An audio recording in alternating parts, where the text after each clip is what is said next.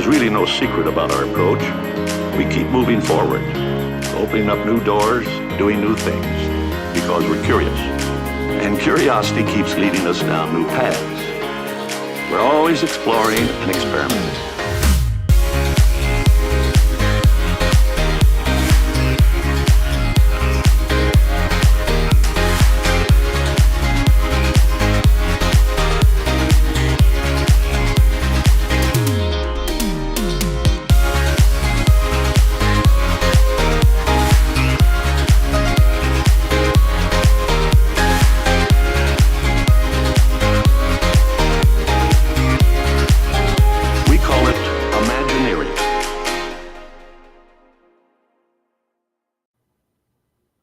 I got a lot of problems with you people, and now you're going to hear about it.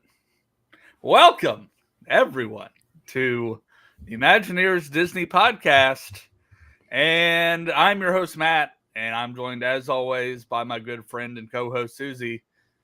Hello, Susie. Hello, Matt. This is year three. Year 3. This is why we do what we do. A Disney Festivus for the rest of us. So yeah, welcome back.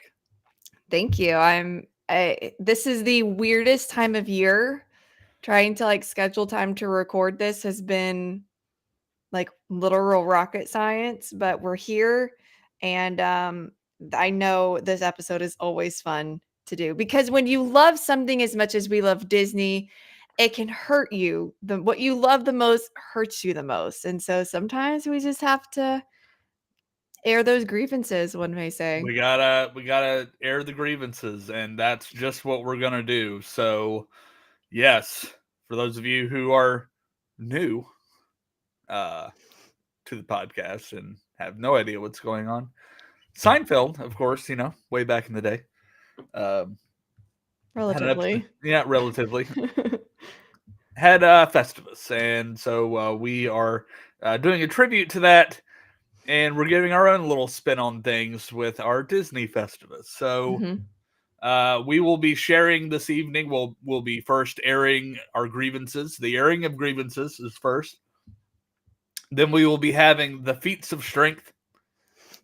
And then we will end with our very own Disney Festivus miracles. I love it. I love it so much. All right. The time has come, Susie. Yes. It's time to air the grievances. Airing of grievances. So let's air some grievances. In no particular order. The restrictions on park hopping are still a thing, and it's still stupid, and I still hate it. And I just have a lot of issues with this. I have clients who just want to go, just a month ago, they wanted to have breakfast at Akershus, and then they wanted to spend the rest of the day at Animal Kingdom, and they had to buy a park hopper ticket. They went and for their last day in person, modified their ticket so that they could do that. And that is dumb.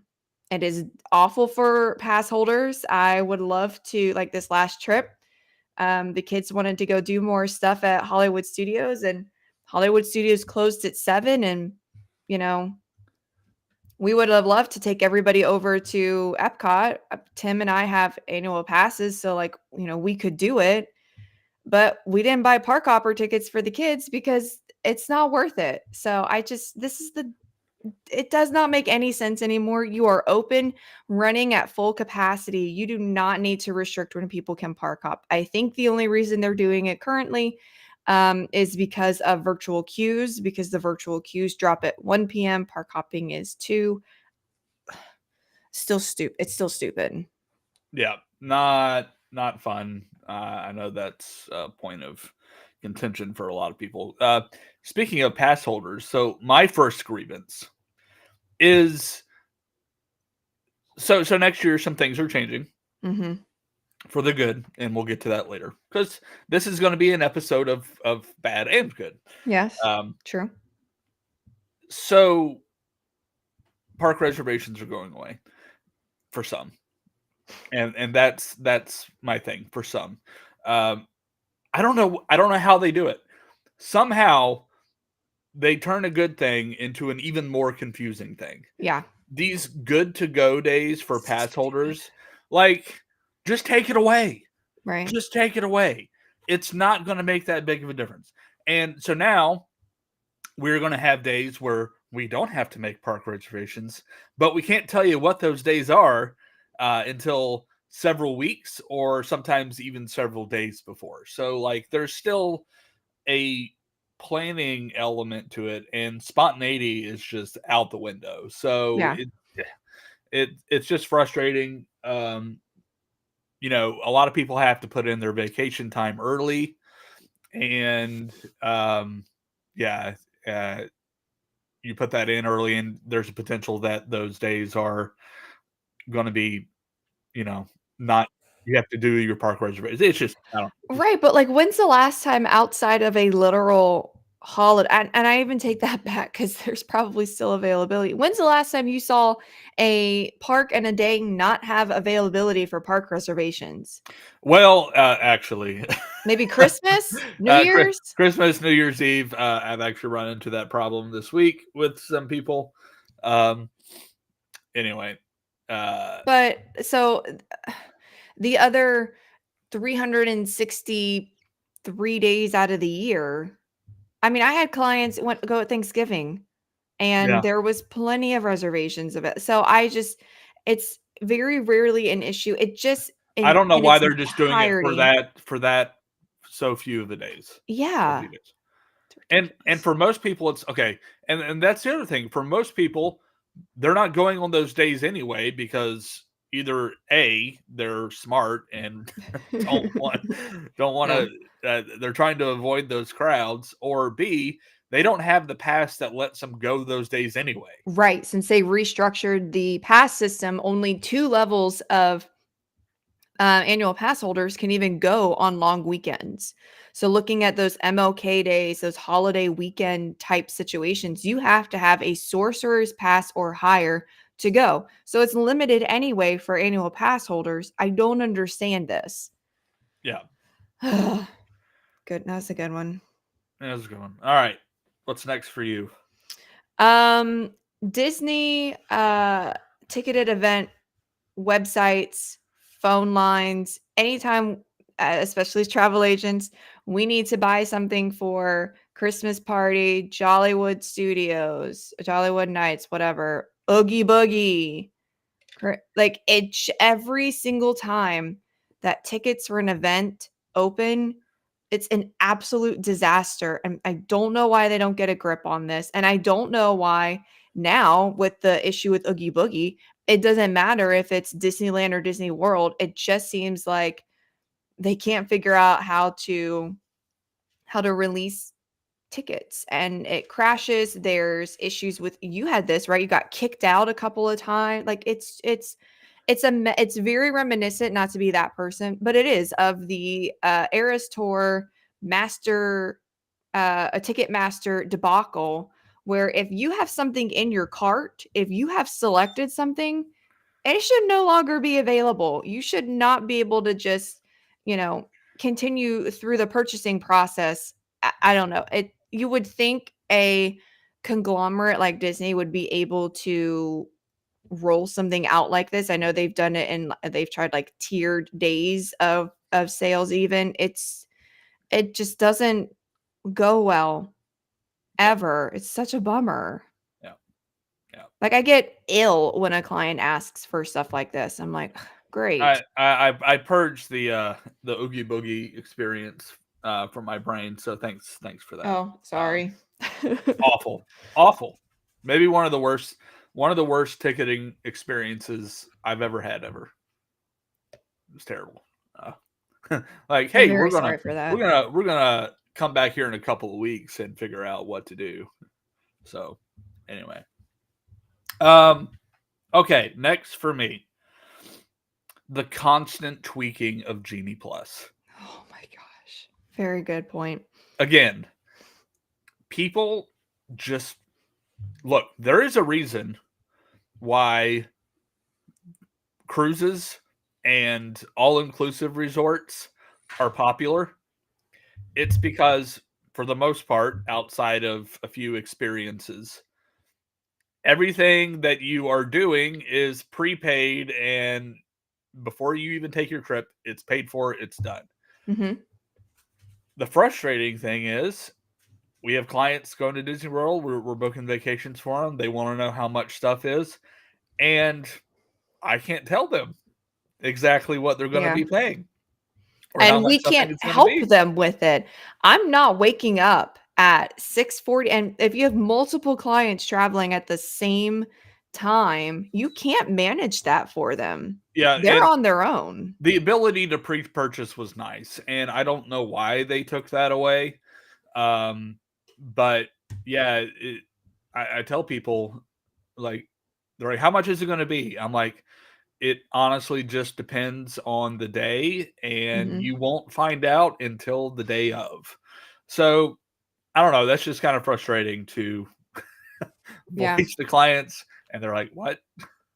There's only if you have I don't know. I don't even know if I recommend it anymore. I mean, this last trip, and we haven't done this in a long time because we're pass holders, but when we went with the kids, I mean, we rope dropped everything. We stayed on property, we got there early, and we had ridden 3 to 4 rides within 2 hours at every park. So, to me, I would rather, I think we said this last week, just get everybody up and go.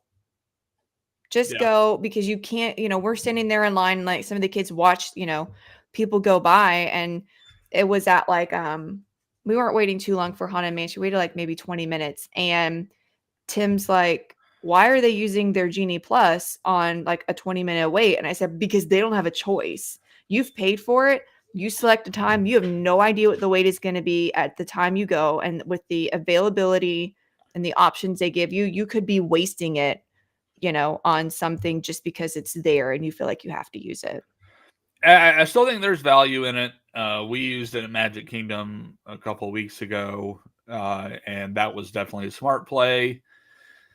Because I think Magic Kingdom, you get the most out of it there. You do. But Magic Kingdom is also the more expensive one because, again, it's like Exactly. tiered pricing. You pay more for Magic Kingdom, and actually, Magic Kingdom is the same price as getting it for Park Hopper.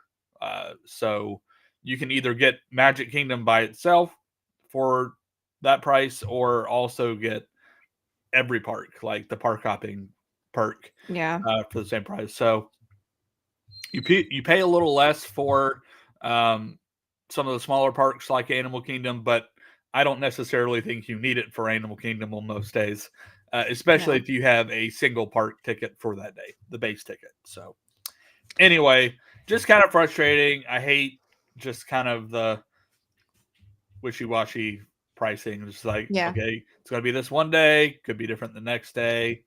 Especially for people who had been to Disney before this became it's hard enough to tell people who have experienced the free fast passes that now it's paid, and also now it's paid and I have no idea how much it's going to cost and what you're going to get out of it. Right. Look, if you're going to do it this way, come up with some sort of calendar that shows pricing for the day based on the time of year. Um, that's Yeah, just my opinion. So, good thought. All right, I have two more grievances. okay. This one I wrote it down and I don't really know how I want to say it because I understand that Star Cruiser was a unique experience. I never got to experience it. I'm that's just something I'm not going to have done in my life. I understand that it had to be, and I defended it, that it had to be it's a unique experience. It has to be a unique price. This is a limiting thing. But I just think they painted themselves so far into that corner that it wasn't just price. Like Tim and I were talking about this on our way back from Disney when we drove past it. He's like, I would never do that. He's like, he's an introvert. And it's like, if we had the money, he's like, it would be miserable. So, and it's just, I don't know what I'm upset about this. Like, the idea and the concept is so good. I understand that it's a luxury, unique experience. It has to have a unique price point, but I think they just eliminated like 97% of the population who could afford and have the personality to do something like that.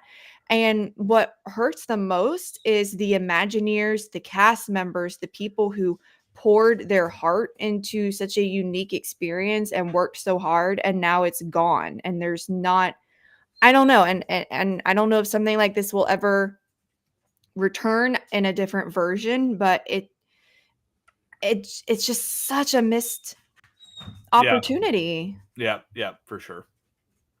So again, I don't know. I understand all sides of it, but I think my grievance is just that we couldn't find a way to make it work. Yeah, it is sad because it was a good experience, and still don't know what they're going to be doing with the building.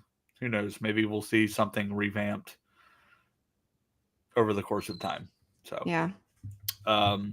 Okay, so I have a couple more things, and this one actually just came this past week. The Castaway Club changes. Are you kidding me? Really? Yeah. So for those of you who don't know, coming soon to Disney Cruise Line, if you do not sail with Disney Cruise Line within a 5-year span, your Disney Castaway Club membership goes away. What is the purpose behind this? When you look at the perks for the cruise line, outside of the small room gifts that you get when you come back, and like we have our Disney Cruise Line like backpack thing. They don't. I mean, it's not like there's a lot. Like silver gets to book 1 day ahead of the general public. Gold gets 2 days. Platinum gets 3. So you're talking about advanced booking windows. You're talking about advanced booking windows for booking cruise itineraries. You have advanced purchases on excursions, so like the cabanas. But really, outside of that, like what could possibly warrant them to completely change perks? This is a black eye, in my opinion. I don't even know what trend they're looking at that would make them feel like people aren't traveling within that amount of time. Like, what would spur that? It's not an inconvenience to have them in the club. And I don't think it's a money thing, but like Royal Caribbean, Norwegian, and listen, we deal with a lot of cruise clients, and cruise clients, for the most part, and of course there are exceptions. I like a lot of cruise lines, so like I hop around, but there are people who are very, very loyal to specific cruise lines because of their we'll just say member benefits. Crown and Anchor Society for Royal Caribbean, Castaway Club for Disney. And 5 years may sound like a lot of time. We're Florida residents, so obviously it's a little easier. Occasionally we'll get Florida resident rates on Disney Cruise Lines, but the cost of a Disney Cruise Line is way more than a lot of the other cruise lines. Still love the experience. I think it's great. I think it's worth the money, but because of the price point, it's going to happen less frequently for most people. And for a lot of people, it is every 5 years or more to take a family cruise, whether it's an anniversary or a milestone event. And now you're telling them, the people who have over the past 25 years have sailed and are gold or platinum over that period of time. Oh, you're not sailing for another 5 years. Sorry, you're no longer a Castaway Club member. I think that is gross. It's just gross. Well, and I think it's awful because think about, I mean, God willing, it does not happen on this scale again. Remember COVID?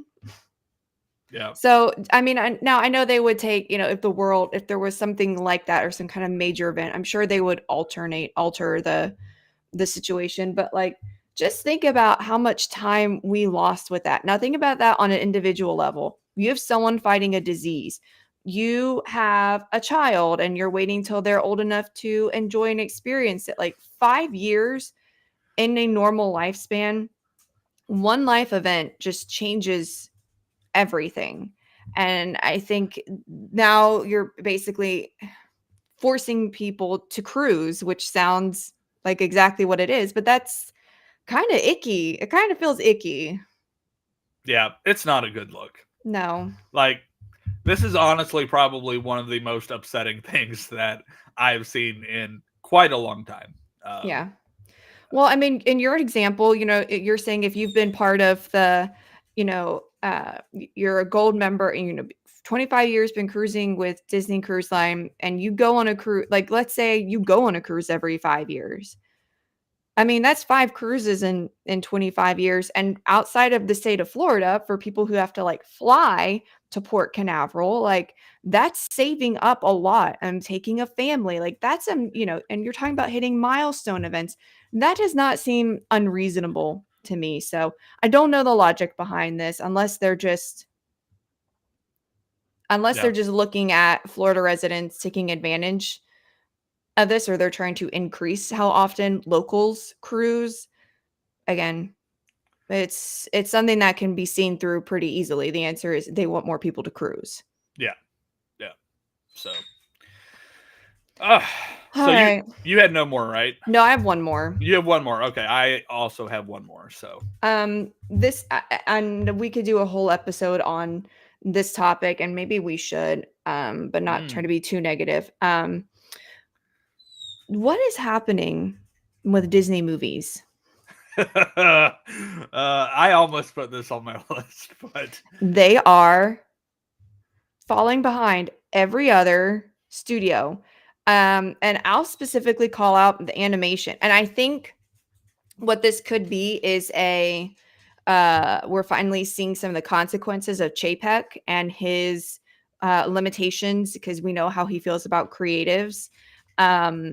Which this sucks, but I mean, Wish, I haven't seen Wish. I have no desire to see Wish because I've heard like it's okay.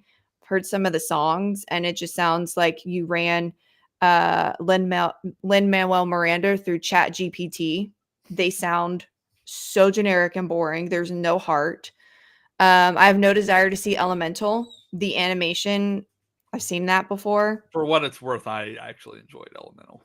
But there's nothing about it that makes me want to see it, even on Disney Plus. The live action things, I think you should give it a chance. I may, but my point is, it's just like, and then there's all the Snow White drama that's been going on with the and just remakes in general. It's like you guys were leading the way with animation, storytelling, music, technology, and you have fallen behind every other major studio. Like, look at Across the Spider-Verse. Oh my gosh, that movie. Now I know some stuff came out about the working conditions. Yeah. No, I'm not going to talk about that, but just from a visual standpoint, that movie is, I mean, amazing. And I don't know. I feel like the heart is not in these movies like it used to be, and it makes me so sad. One of the greatest thing they've done this past year, it What? wasn't a movie, it was a short, Once Upon a Studio. Yeah. Like A+, like all the things. Where is that sense of pride and nostalgia and love for your work? Everything has to be, I don't want to get into, it's where is this feeling? The last time I felt that was Encanto. And it feels like we've been coasting since Encanto. And I also don't want to get on this rant, but like, why are there no love stories in Disney movies anymore? Because girls have to be strong and independent. You should watch Why can't you be Elemental. both? Well, that's Pixar. I know, I know, I know. Elemental. I will watch Elemental at some point. I don't know. I'm so bummed with Disney movies, and I go to the movies all the time. I have a movie pass. Don't really I don't know. I sometimes I wait till they're on Disney Plus, and even then it's like if the kids have seen it already and they're like, "Oh, I don't really want to see it again," then I'm like, "Oh, okay." Yep. Something has to give. They have to make changes somewhere because right now there's definitely a decline. It almost looks like those late 70s, early 80s Disney studio problems. Yes. It's very cyclical. But we know what came after that. I know. We can only hope for some The version of a renaissance. Yes. So time will tell, but there's definitely issues. Speaking of issues, this is my last grievance. The walls are closing in. Universal. Oh, so that's very ominous. I don't get it. Now there are projects going on. We are getting the update Splash Mountain to Tiana's Bayou Venture. Mhm. Loving the updates on that. I think this is a positive. They showed the one of the interior scenes, very lifelike. Um, Loved it. Yeah. Love the direction that's Looks good. going. But that's one project. Yeah. What else is going on? Meanwhile, down the road, and even across the world, like literally across the world, Universal potentially, we're talking potentially here now, building 3 parks. That's crazy. Epic Universe in Orlando. You have the Family Park in Texas. Mhm. And just this week, Oh, the UK. the UK, they purchased a bunch of land. Likely going to be another park. Like the Universal brand is expanding so much, and there are so many updates. And like, look, Epic Universe, and we've talked about it a lot. I mean, that's coming up 2025.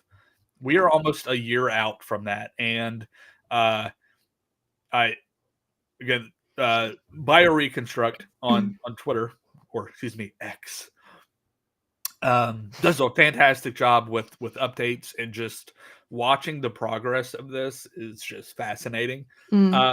But like we're getting to the point where we're going vertical in Epic Universe. But they're announcing hotels, like literally 3 hotels, like their concept art for the 2 outside, and then Helios in the center of the park. Mhm. There's just constant expansion, and here Disney World is. We just spent 5 years building a garden. Yeah. I love it. Fair. It's nice. It looks pretty. It's gorgeous, but it's not 5 years and like 3 scrapped ideas worth of results. Remember when we were like, "Oh, it's D20, it's destination, it's D20. They're going to announce something. It's been over a year since Epic Universe was announced. It's Disney's turn to do something." And they said, "We have land in Magic Kingdom." Ooh, Whoa, what are we we're, gonna do with it? And we we're being said, very vague. tell us. And all that they've really told us is, unsurprisingly, and probably like 10 years behind when it should have been done. As much as I love Dinoland USA, we're changing Dinoland USA. It's like, okay. I'll believe it when I see the walls go up. So, This is but symptomatic of the they're so bigger far behind issue. now. Like they're so far behind. We're talking years, and I think Universal is going to come in swinging once Epic Universe opens. So, yeah, it's gonna be the Disney sell is it's getting harder. And I say this, I say that out of love. Yeah, We this love is a Disney. Disney podcast. We want Disney to be the best that it can be. And right now, there is a monster down the street that is coming to eat you. And granted, Matt and I are not in boardroom conversations, so they know this. They know also more than we know about whatever they have on the horizon. I think our point is you have to communicate something at some point. You have to move plans up. You have to solidify it. You've got to do something. You can't just keep waiting and then announce it, 2 or 3 years from now. You need to announce it 2 or 3 months from now because something needs to build the anticipation physically in in Orlando, in California, in somewhere that is like that is new and exciting. International Disney parks have awesome things. They have awesome technology, awesome new lands, awesome, original attractions that are not copies of the ones here in the West, but like Yeah. we're behind, and it's a bit of a bummer. Yeah, for sure. So, well, let's move on to some more positive things. Okay, good. We've exhausted our negativity. I think it's time to move on to our positive things. So, let us talk about feats of strength. Now, in the show, of course, this was a wrestling match. So, for feats of strength, Disney edition, we're talking about the things that Disney did right Mhm. this past year in 2023. So, Susie, Yes. your first feat of strength. I don't have a ton. I just wasn't wowed by a lot this year, unfortunately, with Disney. My biggest one is a huge shout out, acknowledgement, appreciation for the team led by Dave Filoni with Ahsoka. That show was perfect. I have no notes. Um, Characters looked amazing. The casting was great. The music, the new characters were exciting. The story picked up, but not in such a way that you had no idea what was going on if you weren't familiar with Rebels. Obviously, there's a lot of nods to Clone Wars and Rebels. Um, Rosario Dawson just killed it as Ahsoka. You have Hayden Christensen coming back in some of the most emotionally and beautifully shot scenes I have ever seen in Star Wars. It is without a doubt the best thing. I outshine even like that first season of Mandalorian because the nostalgic factor is really high for me. It's great. This is the kind of content we should be rolling out. Marvel, take notes. This is how you do content that is intentional and character driven and not just fulfilling quotas. Ahsoka was perfect. I don't have any other words to describe it. This is the biggest feat of strength that anything connected to the Disney brand had this year, in my opinion. Wow, strong statement. I loved it. I loved it as well. Such a great series. I think Dave Filoni is definitely the future of Star Wars. He's been doing such a great job over the past really 2 decades working with Star Wars and cultivating those stories for generations of Star Wars fans. So yeah, it's great. Love it. So for me, I had a couple. I'll start off with the uh, relatively smaller one. But again, and we talked about it a little bit our last episode. I love the addition of Moana in Epcot. So we talked we talked about the 5-year project with the garden and Walt statue, and not a whole lot being done, but they did. Moana Journey of Water was part of this expansion, and uh, you know, again, not everything has to be an e-ticket. I think this was great. It is a crowd absorber. It's interactive, great for the kids. My daughter loved it.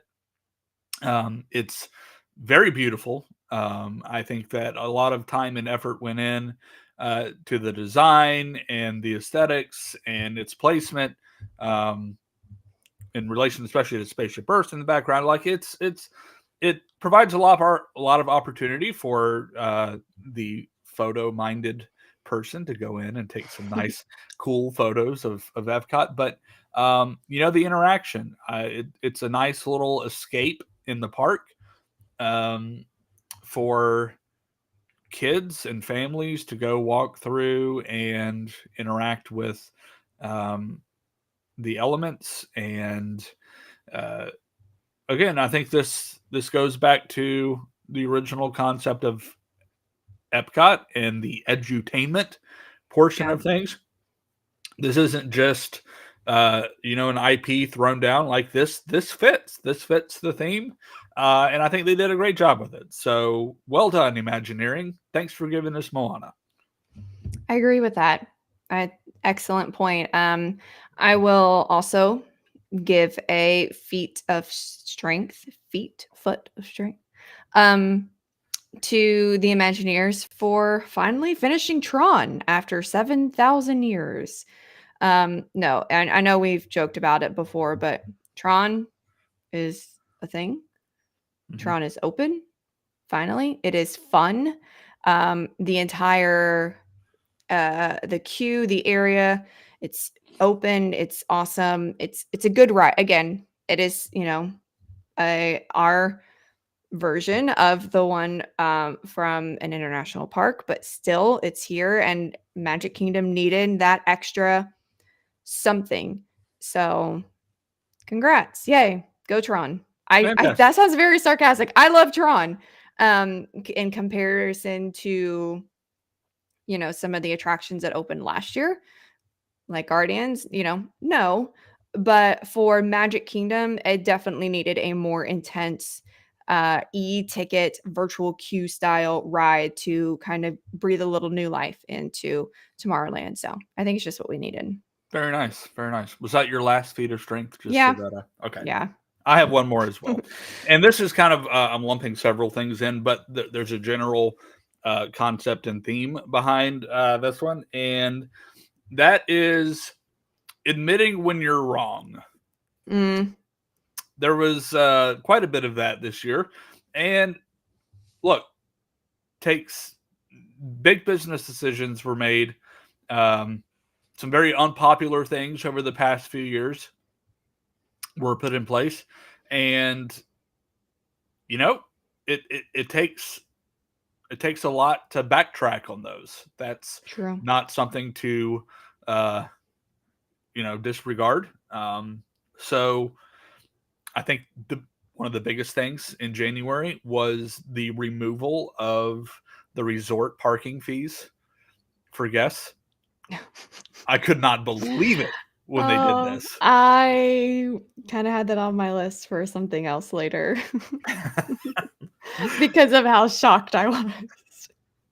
So, and I almost threw this in my Festivus Miracle, but I think that there is even more something more to celebrate. So okay. Anyway, so yeah, they were wrong. And people voiced their opinions very loudly, and they took them away. So props to them for that. Same thing with the trams.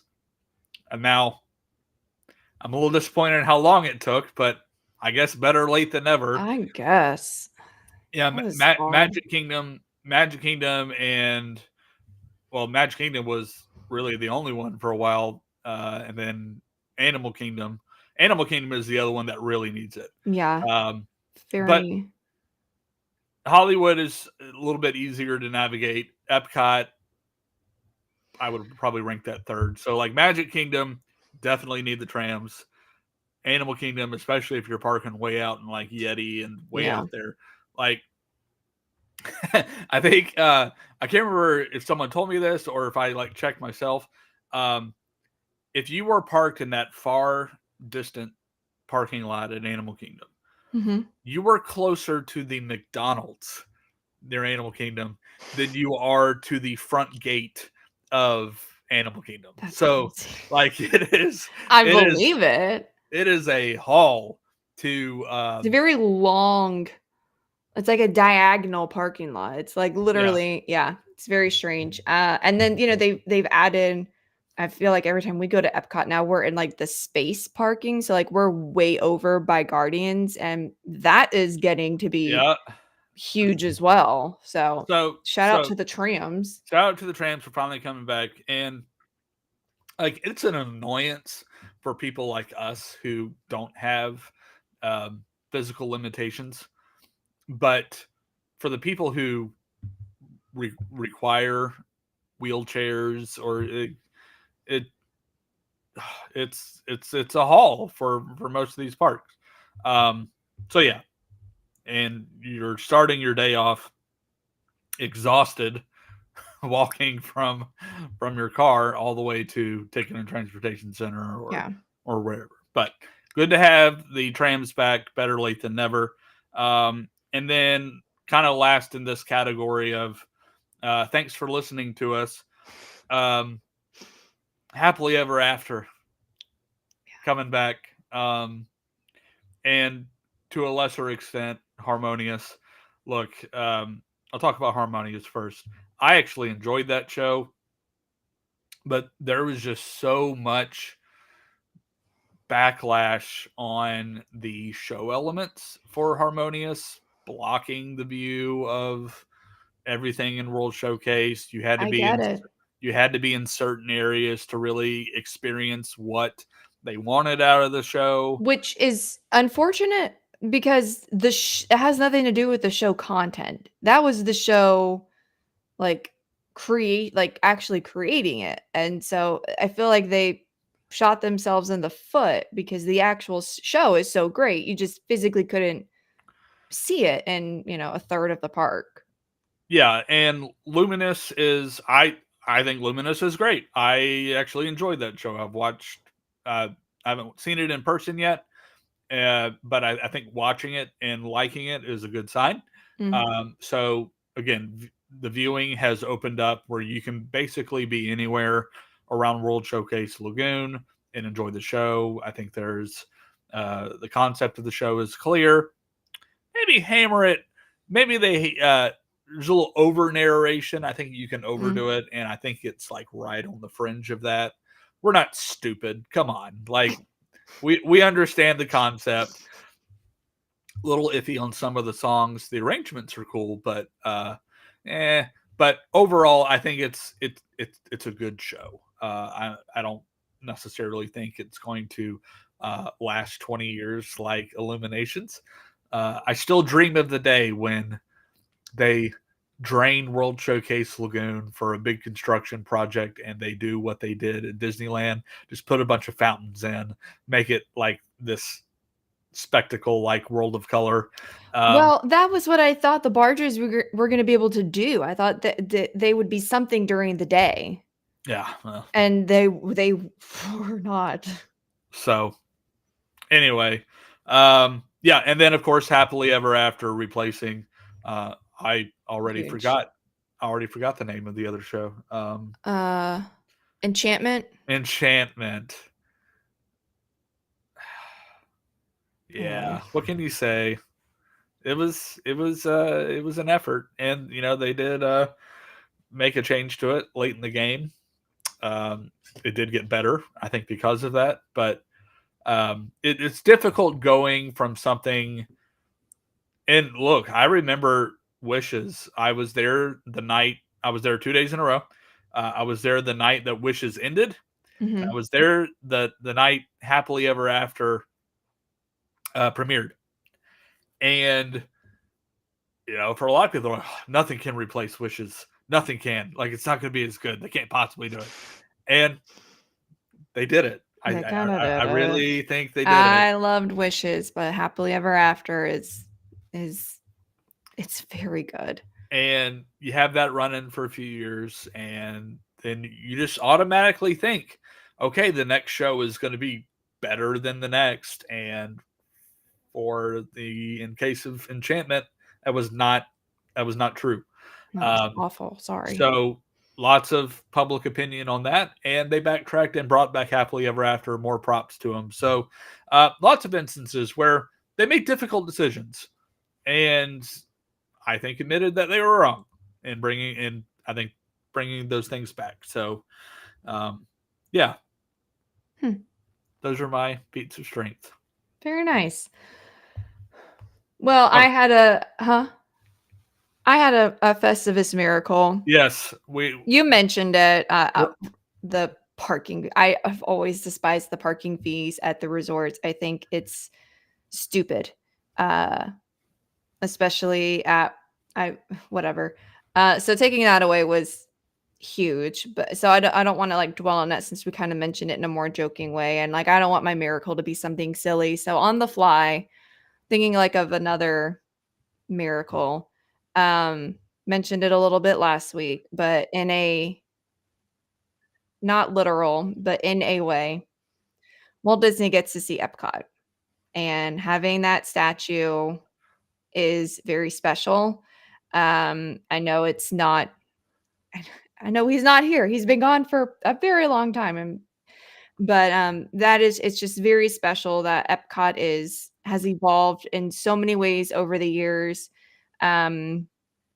In different concepts and different attractions and layouts and things, but the constant in all of that is Walt's vision. And so I'll put that. I'll say that as my Festivus miracle is that Walt Disney gets to see Epcot. Wow, that's very sentimental. I like that. Thank you. Slightly off center, but sentimental for sure. Whatever. Yeah, and they took him off the steps. They put him on a bench. So Yeah. And now you can sit next to him. Now you can take a picture. Yep, that's why they did that. Yes. Except for at night. The night photos are looking a little weird. So yeah, they got statues at night are creepy. They gotta keep that. They gotta figure out something to rectify the nighttime photos because they have some problems with lighting. So anyway, okay, so my Disney Festivus miracle, kind of twofold, kind of a double thing. It's the ending of park reservations, except for apparently pass holders, on good to go days, on vague days of the year. The removal of those have been a headache. It's been an extra step in an already complicated. Because let's be honest, in Disney vacation planning is very complicated, and it's complicated again because of good things. You get variety. Like Disney is great at providing things for numerous people. Like that's why we love planning. We can help customize vacations based on your preferences. You know, if your kids are obsessed with princesses, okay, we're going to do Cinderella's Royal Table or Akershus. We're going to try to get you a Bippity Boppity Boutique. We're going to do all those things. If you like outdoorsy stuff, we're going to put you over at the campground or Wilderness Lodge. So you have ease of access of fishing and canoeing and horseback riding and all those fun things. So I don't know where I was going with that. But anyway, it provides variety. And I think eliminating the extra step in having to do park reservations is I don't think we've needed them for a long time. We have not. I don't think we needed them at all. I mean, well, I take that back. So I get it at the start, like immediately coming out of COVID, you are trying to limit the number of people in the parks, but let's be honest, they're really not doing that anymore. No. We've seen those wait times. The parks are crowded again. So seeing that being eliminated, but more importantly, and again, I didn't think we'd ever see this come back. The dining plan. Oh, that is a big one. That is a huge thing for vacationers. I know a lot of people don't see a value in it, but I strongly believe that there is if you use it the right way. Yeah. And we've talked about that on episodes before. That's why you can trust us with your vacation planning and just recommending you the places where you can actually save money by doing this. But it is a huge step in the right direction for the Disney vacation planning experience for families. Just adding that option. They've made it more concise. There's no more deluxe plan. So it's just the quick service and the standard Disney dining plan that gives you look, you hate pulling out your wallet during vacation because it's like, man, I've already spent so much on this, and like it just keeps tacking on and on and on. And for a lot of these places, like the character meals, Akershus, and again, we were just there a couple of weeks ago, and I think the adult meal was like $68. And I have a family of 4. One of them doesn't count because he's only 4 months old. And so you take us, the 2 adults, and then the kid, and it's already pretty expensive. But say if you have a larger family, like what if you're 2 adults and 4 or 5 kids, you're talking about a serious chunk of change. And if you use it the right way, you can actually save money. But and just not have to worry about that extra cost. It's already in the cost of your vacation. So I think that was a huge step in the right direction, just bringing back the dining plan. And then, of course, the elimination of your park reservations for most guests. Yeah, I think anything that makes going to Disney easier is better. It has gotten very complicated the last, several years, which bodes well for travel agents because, we'll bear the brunt of all of that confusion and changing and this versus that and the research. So there's that benefit, but even for us trying to keep up with it, it can be a lot of things because everybody's trip is a little bit different and people want to accommodate whatever works for them. And up until recently, it's gotten better, but it's been very hard with the restrictions Disney has had for us. So yeah, I think there's a lot of good things coming in 2024. I am optimistic. Yes, me too. I think they've learned from the last 2 or 3 years, now that we're coming out of COVID, we can't be blaming that for things anymore. And I think they'll make some changes in the parks. I hope now that we have a CEO who understands the importance and history of creativity in this company, that content will continue to improve. So we'll see. 2024 should be a good one. Hopefully so.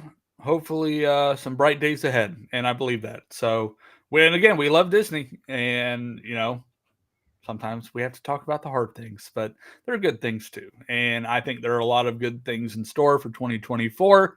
Yeah. And so we'll, of course, be here for you in 2024 with your dose of Disney podcasting, but then also for your vacation planning needs as well. So shoot us an email, ImagineEarsPodcast@gmail.com for your vacation planning needs. We're happy to help you with wherever you want to go.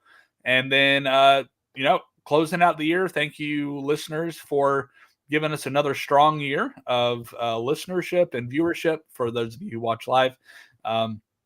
If you haven't subscribed to the podcast, if you're new, you can find us on your favorite podcast platform, Apple Podcasts, Google Podcasts, Spotify, Stitcher, wherever you like to listen. Just search for the ImagineEars Disney podcast. Like and subscribe. Leave us a rating. Tell us what you love about the show. And that's going to close us out for 2023. We wish you and your family a very Merry Christmas, very happy holiday, and we will see you in 2024. But until then, friends, remember, if you can dream it, you can do it.